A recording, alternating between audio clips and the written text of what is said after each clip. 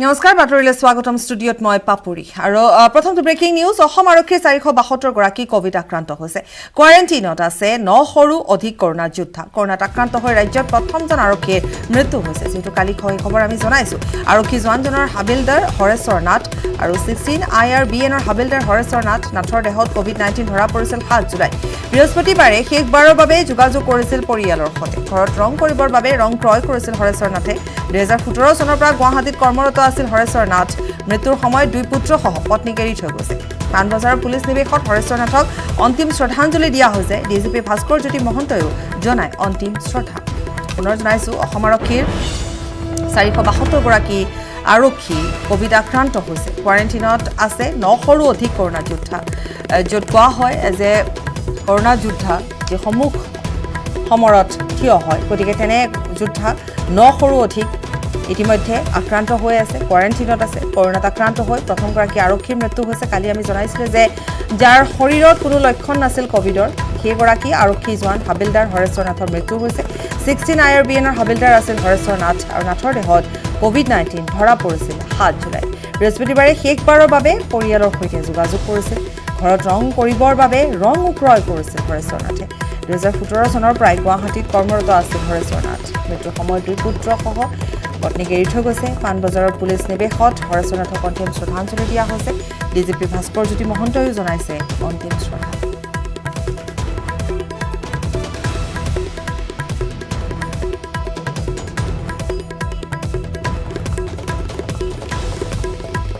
পুনৰবাৰ জনাইছো এক শোকাবহ ঘটনা যে অসম আৰক্ষীৰ 472 গৰাকী কোভিড আক্ৰান্ত হৈছে আৰু 9শৰো অধিক কৰোনা যোদ্ধা ইতিমধ্যে আক্ৰান্ত হৈছে কোৱাৰেণ্টাইনত আছে সেয়া আমি জনাই গৈছো কিন্তু তাৰ মাজৰ দুখৰ খবৰটো হৈছে যে কৰোনাত আক্ৰান্ত হৈ ৰাজ্যৰ প্ৰথমজন আৰক্ষীয়ে মৃত্যু খাবদিবলগীয়া হৈছে আৰু কালি সেই খবৰ আহি পৰিছিল যাক লৈ যথেষ্ট উদ্বিগ্নতা প্ৰকাশ কৰিছিল মন্ত্ৰী ডক্টৰ হিমন্ত বিশ্ব শৰ্মাই মন্ত্ৰী ডক্টৰ হিমন্ত বিশ্ব শৰ্মা যথেষ্ট চিন্তিত হৈ পৰিছিল কাৰণ কোনো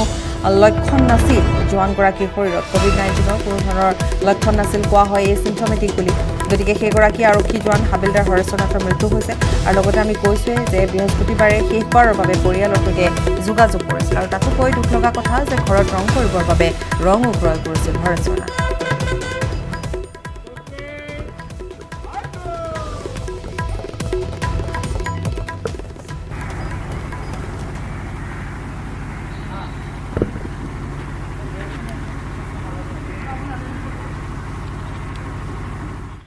ব্ৰেকিং নিউজ মহানগৰীত নিষিদ্ধ ড্ৰাগছৰ ৰমৰমিয়া বেহা লালুংগাঁৱত বুজন পৰিমাণৰ নিষিদ্ধ ড্ৰাগছ জব্দ কৰা হৈছে ধৃত মণিপুৰৰ ফাৰুক খান আৰু জ্যোতিকুছিৰ ৰূপেশ সিং মণিপুৰলৈ সৰবৰাহ কৰাৰ কথা আছিল ড্ৰাগছখিনি জব্দ হোৱা ড্ৰাগছখিনিৰ মূল্য কিবা লক্ষাধিক টকা খবৰৰ আঁত ধৰি আন দুজন লোকক গ্ৰেপ্তাৰ কৰা হৈছে লোক দুজনৰ পৰা জব্দ কৰা হৈছে মাৰাত্মক নিষিদ্ধ টেবলেট দুই ধৃত সফিদ আহমেদ আৰু গুলজাৰ হুছেইন দুই সৰবৰাহকাৰীৰ পৰা জব্দ কৰা হৈছে নগদ 60,000 টকা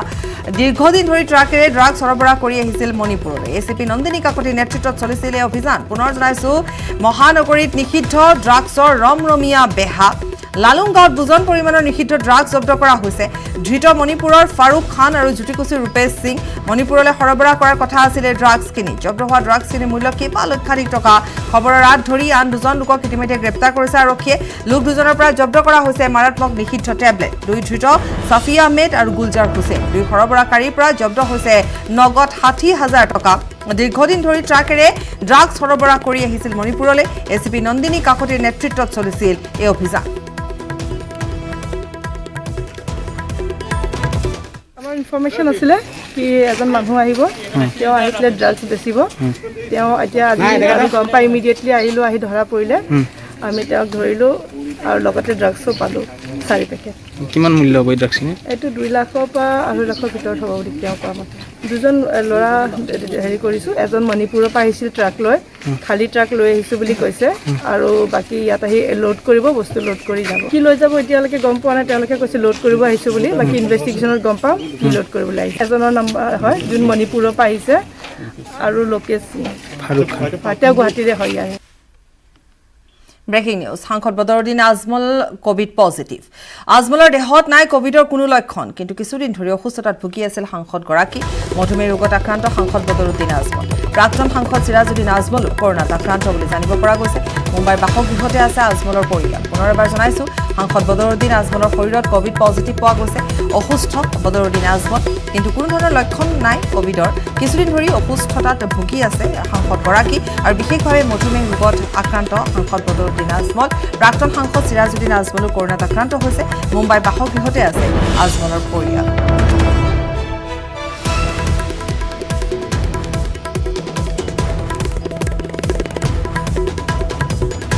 কৰোনাৰ হটস্পট হয়ে পড়েছে গুৱাহাটী কেন্দ্ৰীয় কাৰাগাৰ উগ্ৰপন্থী সংগঠনৰ 19 সদস্যৰ দেহত কোভিড পজিটিভ পোৱা গৈছে ৰঞ্জন দৈমাৰীকে ধৰি এনডিএবিৰ 10 উগ্ৰপন্থী কৰোনাত আক্ৰান্ত হৈছে এনডিএবিএছৰ অমল বসুমতাৰী মাওবাদী অমৃত বক্সি আক্ৰান্ত হৈছে মণিপুৰৰ উগ্ৰপন্থী সংগঠন পিপাকৰ জিতেন সিনহা আক্ৰান্ত হৈছে এলবামা সিনহা কোভিড পজিটিভ পোৱা গৈছে আতংক বিৰাজ কৰিছে এতিয়া গুৱাহাটী কেন্দ্ৰীয় কাৰাগাৰ পুনৰবাৰ জনাইছো কৰোনা হটস্পট হৈ পৰিছে এতিয়া গুৱাহাটী কেন্দ্ৰীয় কাৰাগাৰ উগ্ৰপন্থী সংগঠনৰ 19 জন সদস্যৰ দেহত পোৱা গৈছে কোভিড পজিটিভ ৰঞ্জন দৈমাৰীকে ধৰি এনডিএবিৰ 10 উগ্ৰপন্থী কৰোনাত আক্ৰান্ত হৈছে এনডিএবিএছৰ অমল বসুমতাৰী মাওবাদীৰ অমৃত বক্সি আক্ৰান্ত হৈছে মণিপুৰৰ উগ্ৰপন্থী সংগঠন পিপাকৰ জিতেন সিনহা আক্ৰান্ত হৈছে এলবামা সিনহা কোভিড পজিটিভ পোৱা গৈছে আতংক এতিয়া বিৰাজ কৰিছে গুৱাহাটী কেন্দ্ৰীয় কাৰাগাৰ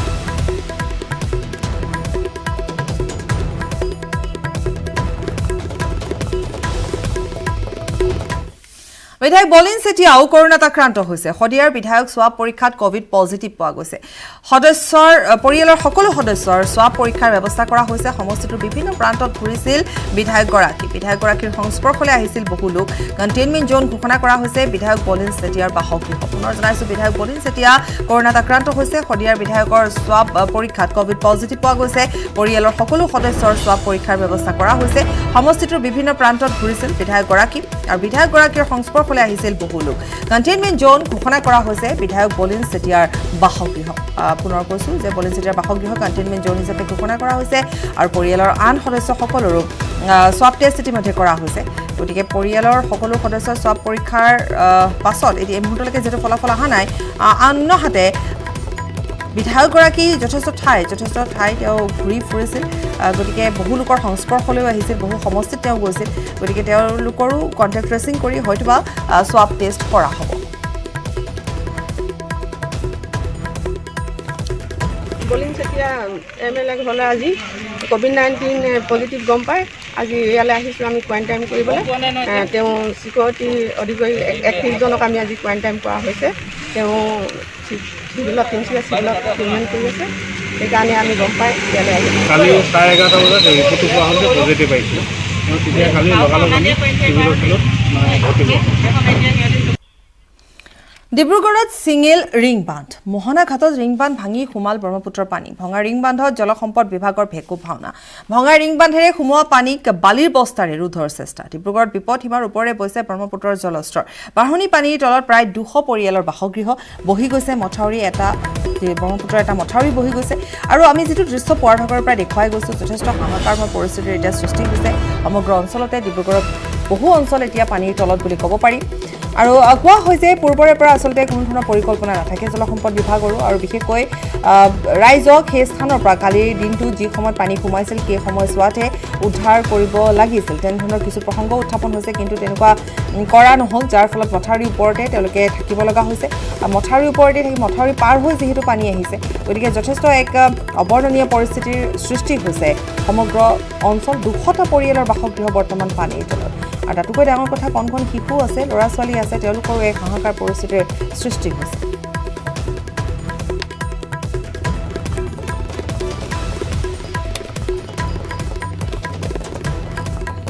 পানী কালি 3:30 বজাৰ পৰা সোমাইছে তলে সোমাবও পৰা নাই কাৰণ এয়াৰফ্ৰাইটো পানী হৈছে এককালকাল কোনো সোমাবই পৰা নাই তাতে ভিতৰত আমি এনেকৈ আছো কালিৰ পৰা একোৱে কৰিব পৰা নাই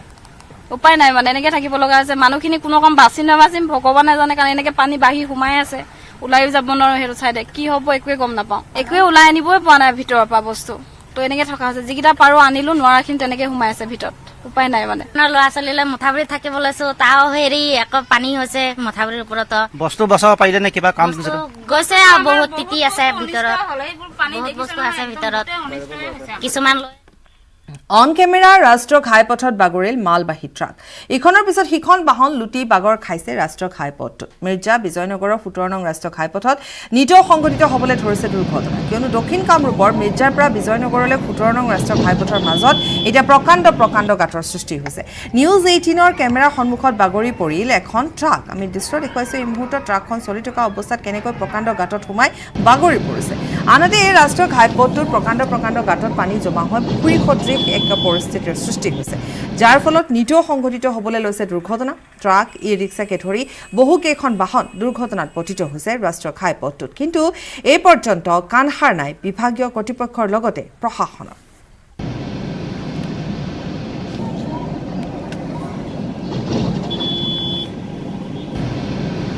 মিৰ্জাৰ পৰা বিজয়নগৰৰ পথ হেতু বিধ্বস্ত ঘাইপথৰ বাবে নিতৌ দুৰ্ঘটনা সংঘটিত হৈছে আৰু কেমেৰাৰ সন্মুখতে এটা ডাঙৰ দুৰ্ঘটনা আমি দেখুৱাইছোঁ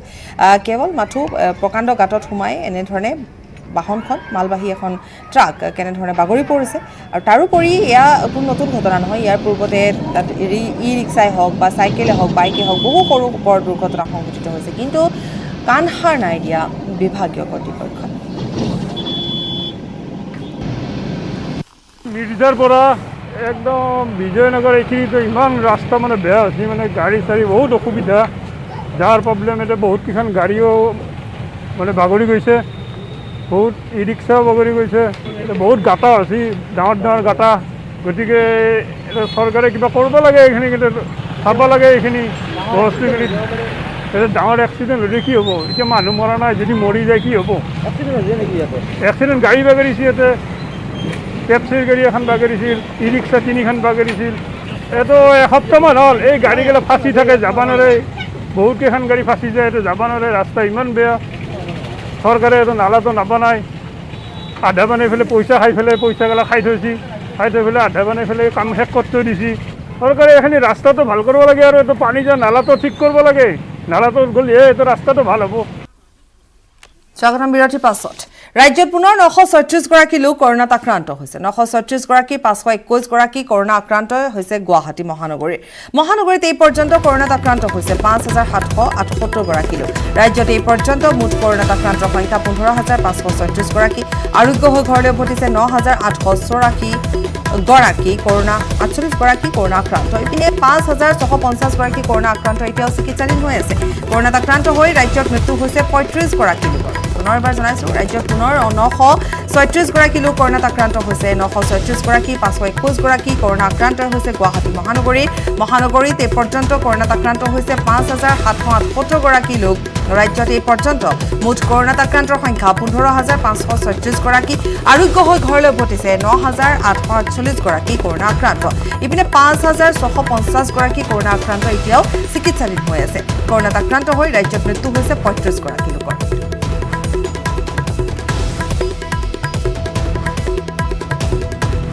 ৰাজ্যত ভয়াবহ ৰূপত বৃদ্ধি পাইছে কৰোনা আক্ৰান্তৰ সংখ্যাই ইমানৰ পাছতো গা লৰা নাই একাংশ লোকৰ হাওৰাঘাটত মাস্ক পৰিধান নকৰা সকলৰ বিৰুদ্ধে আৰক্ষীৰ অভিযান চৰকাৰী নিষেধাজ্ঞাৰ পিছতো অকাৰণত মটৰচাইকেলত দুজন উঠি ঘূৰি ফুৰা সকলক হাওৰাঘাট আৰক্ষীয়ে বিহিলে জৰিমনা সামাজিক দূৰত্ব নমনা সকলৰ বিৰুদ্ধেও কঠোৰ হ'ল আৰক্ষী আইন ভংগকাৰী কোনো কাৰণতে ৰেহাই দিয়া নহ'ব বুলিও মন্তব্য কৰে আৰক্ষী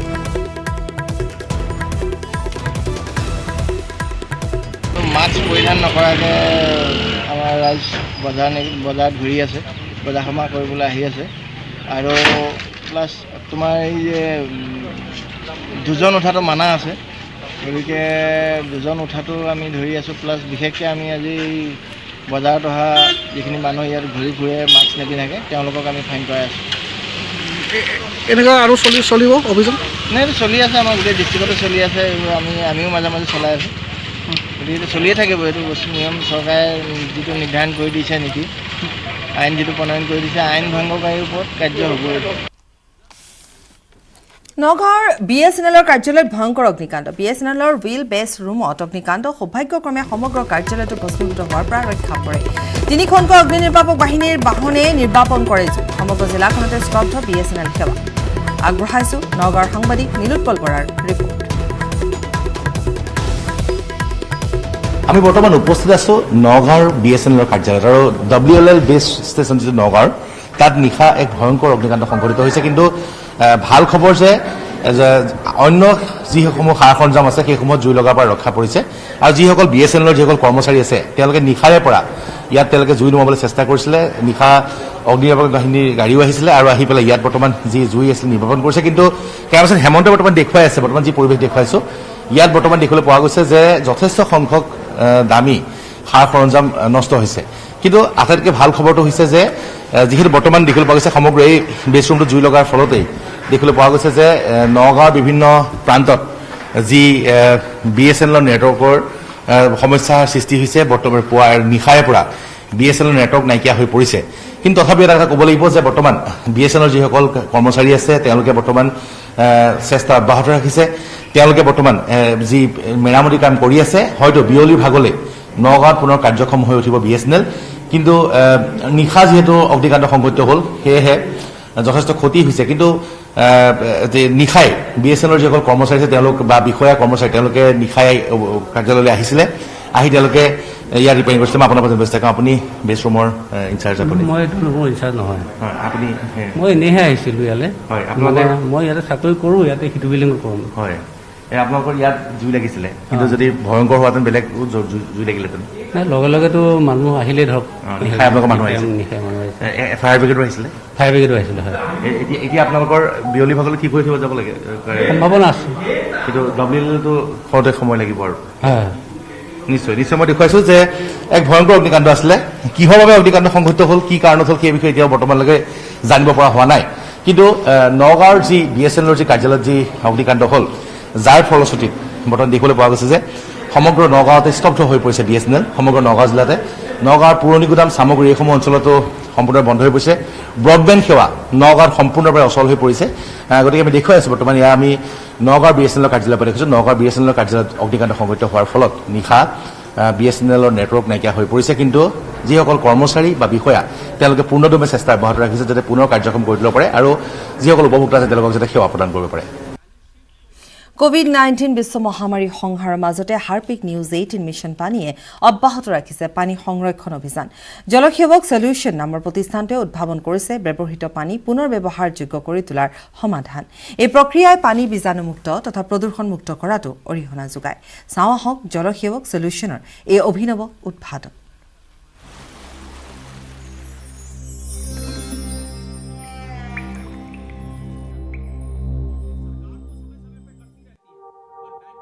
My name is Abhijit. I come from a part in southern Maharashtra where there was always some shortage of water. There was no running water to 24/7. So all of these led me to believe that resources are very valuable and we should not waste them. We should try our best to conserve them.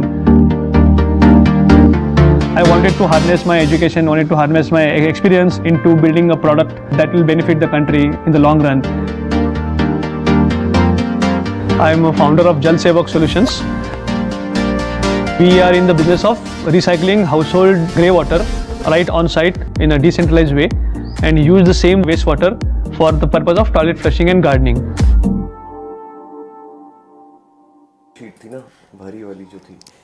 It's essentially a two-step process of filtration and sanitization of wastewater.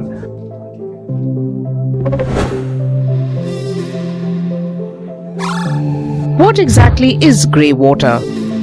Grey water is the lightly polluted domestic water that does not contain human waste. The wastewater from baths, sinks, washing machines and other kitchen appliances. So in the first step, we collect all the grey water from bathroom, washing machine and hand basins and we filter it using a two-stage filter where particles up to 50 micron size are removed from the water and we treat it with alum and some small dose of chlorine and this water is then pumped to a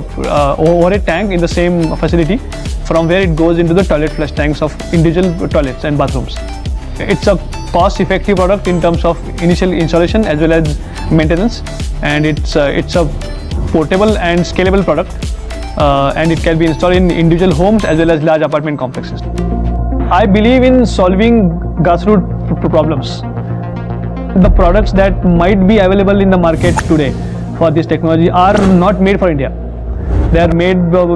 with thought process that is prevalent in, let's say, Western countries, or some developed countries. So when we try to replicate the same idea here, it's not feasible because our dynamics are different, our mindsets are different. So we need a product that is built for the customers of India, for the people of India. Homegrown solutions are more powerful than imported solutions.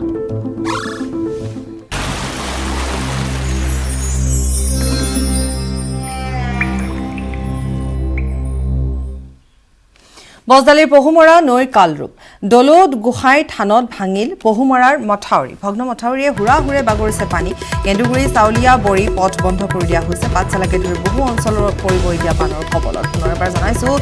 এই মুহূৰ্তৰ আন এক খবৰ যে বজালিত পহুমৰা নৈৰ কালৰূপ ধাৰণ কৰিছে দলৌ গোহাঁই থানত ভাঙিল পহুমৰাৰ মথাউৰি ভগ্ন মথাউৰিয়ে হুৰাহুৰে বাগৰিছে পানী কেন্দুগুৰি চাউলীয়া বৰি পথ বন্ধ কৰা হৈছে পাঠশালাকে ধৰি বহু অঞ্চল পৰিব এতিয়া বানৰ কবলত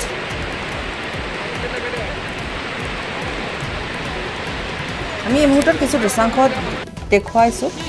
পাঠশালাৰ দৃশ্য আমি দেখুৱাইছোঁ ভগ্ন মথাউৰিয়ে হুৰাহুৰে পানী বাগৰাৰ দৃশ্য এতিয়া ৰাজ্যৰ বিভিন্ন প্ৰান্তৰ পৰা এনে খবৰ আহি পৰিছে আমি বিভিন্ন প্ৰান্তত দেখুৱাইছোঁ কিছু পৰিমাণে বান শুকাইছিল কিন্তু পুনৰ নেৰানেপেৰা বৰষুণৰ ফলত ৰাজ্যৰ বিভিন্ন প্ৰান্তত এনেধৰণে মথাউৰি চিঙাৰ ফলত হুৰাহুৰে পানী সোমাইছে পাঠশালাকে ধৰি পাঠশালাৰ বহু অঞ্চল এতিয়া বানৰ কবলত পৰিছে ঠিক তেনেধৰণে আমি কিছু সময় পূৰ্বে ডিব্ৰুগড়ৰ দৃশ্য দেখুৱাইছিলোঁ এয়া বজালি পহুমৰা নৈৰ কালৰূপ ধাৰণ কৰিছে বহু অঞ্চল এতিয়া পানীৰ তলত কেইবাটাও পৰিয়ালৰ বাসগৃহ এতিয়া পানীৰ তলত ৰাইজক উদ্ধাৰ কৰি নিৰ্দিষ্ট নিৰাপদ স্থানলৈ লৈ যোৱা হৈছে আশ্ৰয় শিবিৰলৈ লৈ যোৱা হৈছে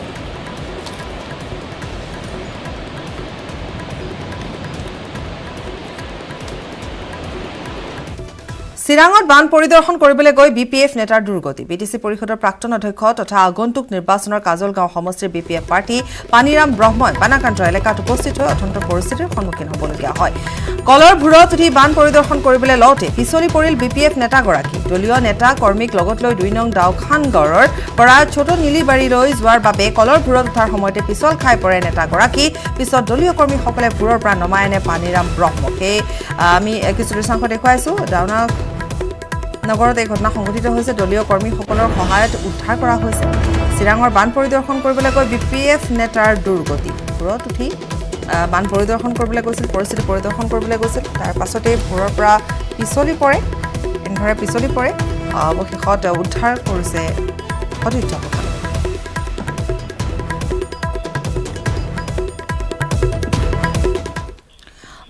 লকডাউন উলংঘাকাৰীৰ বিৰুদ্ধে কঠোৰ হৈছে নলবাৰী আৰক্ষী লকডাউন উলংঘা কৰি চহৰত ভিৰ কৰা লোকসকলক বাহনসমূহ ধৰি জৰিমনা বিহা হৈছে চৰকাৰী নিয়ম মতে শনিবাৰৰ দিনটোত পৌৰ এলেকা অথবা নগৰ অঞ্চলত আছে লকডাউন সেয়েহে নলবাৰী চহৰতো আজি শনিবাৰৰ দিনটোত লকডাউন বলবৎ আছে কিন্তু সকলো দেখি শুনিও নুবুজে একাংশই এই সন্দৰ্ভত আমাৰ সাংবাদিক ত্ৰিদীপ কলিতাৰ প্ৰতিবেদন আগবঢ়াই বাতৰিৰ পৰা বিদায় লৈছোঁ হয় চৰকাৰীভাৱে শনিবাৰ আৰু ৰবিবাৰৰ দিনটো পৌৰসভা এলেকা অথবা নগৰ অঞ্চলসমূহত লকডাউন ঘোষণা কৰিছিল চৰকাৰে সেই মৰ্মে আজি শনিবাৰ যিহেতু নলবাৰী চহৰতো লকডাউন বলবৎ হৈ আছে কিন্তু তাৰ পিছতো একাংশই নুবুজে একাংশই নামানে লকডাউন আৰু তাৰ বাবে এতিয়া কঠোৰ হৈছে নলবাৰী আৰক্ষী আৰু নলবাৰী আৰক্ষী থানাৰ সন্মুখত এই মুহূৰ্তত এনেধৰণৰ দৃশ্য লকডাউন উলংঘাকাৰী যিসকল লোক আহিছে সেইসকল লোকক এনেদৰে আৰক্ষীয়ে ৰখাইছে আৰু সোধপোছ কৰিছে যদিহে কোনো ধৰণৰ বিশেষ কাম লৈ অহা নাই তেতিয়াহ'লে আৰক্ষী লোকসকলে এনেধৰণে জৰিমনা বিহাৰ বাবে চিন্তা চৰ্চা কৰিছে আৰু লকডাউন উলংঘাকাৰীসকলৰ ক্ষেত্ৰত কঠোৰ হোৱা পৰিলক্ষিত হৈছে এগৰাকী আৰক্ষী বিষয়া আছে মই কথা পাতিবলৈ চেষ্টা কৰিম তেখেতৰ সৈতে কিমানমান মানুহ এতিয়ালৈকে আপোনালোকে কিমানমান গাড়ী মটৰ থানাত ভৰাইছে প্ৰায় আমি 30-40খনমান বাইক ধৰিছোঁ আৰু 4চকীয়া বাহন টেম্পু 8-10খনমান ধৰিছোঁ এতিয়ালৈকে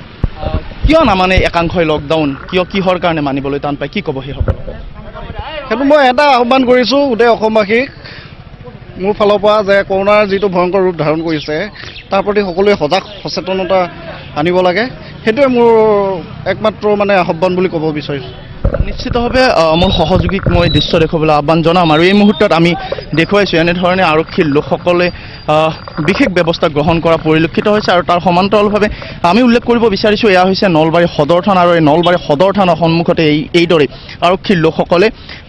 বিশেষভাৱে কঠোৰ হোৱা পৰিলক্ষিত হৈছে আমি ভিতৰ ভাগৰ এটা দৃশ্য দেখুৱাবলৈ চেষ্টা কৰিম এই মুহূৰ্তত যদি সম্ভৱ হয় এনেদৰে গাড়ীসমূহ ধৰিছে আৰু তাৰ পিছত এতিয়া চাওক নলবাৰী সদৰ থানাৰ ভিতৰত এনেধৰণে বাইক অথবা চাৰিচকীয়া বাহন এনেধৰণে ৰাখি থোৱা হৈছে প্ৰতিখন বাহনৰ আৰোহীসকলে আচলতে লকডাউন উলংঘা কৰাৰ অভিযোগ উত্থাপন হৈছে আৰু সেয়েহে আৰক্ষী প্ৰশাসন এতিয়া কঠোৰ হৈছে বাৰে বাৰে আৰক্ষী প্ৰশাসনৰ পৰা আহ্বান জনোৱা হৈছিল যে যি দুটা বিশেষ দিন ৰবিবাৰ অথবা শনিবাৰৰ দিন দুটা যিহেতু চৰকাৰীভাৱে লকডাউন ঘোষণা হৈ আছে বা বলবৎ হৈ আছে সেয়েহে চহৰ অঞ্চল অথবা পৌৰসভা এলেকাসমূহত মানুহক আহিবলৈ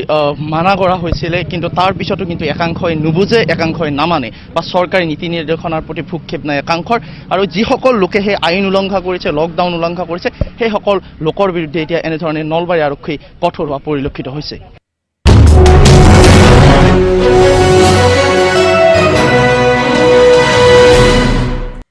বাতৰি